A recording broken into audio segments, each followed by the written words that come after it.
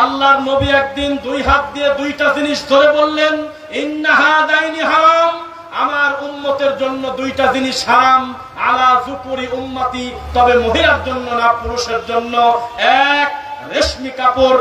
দুই, গোল্ড, স্বর্ণ।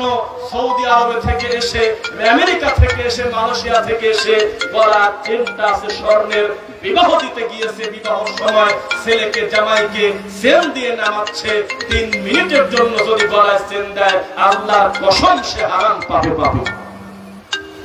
টাকনো থেকে কাপড় যদি কেউ পরে, তার জন্য তাকে জাহান্নামে যেতে হবে।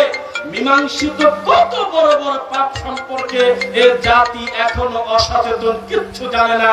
আর হুজুর এসে বলে, ও বাবা, আমার পীর কেবলা ঠাকুর হলো বদনদী বাঘ মারছে বাবা, নদী পার হয়ে চলে গেছে।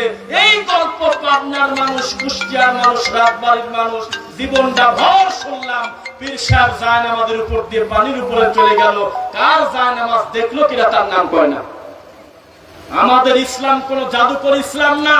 আজকে আমার পুরো বক্তব্য শুনলে আমি যদি প্রমাণ করে দিতে না পারি, এগুলো ধর্ম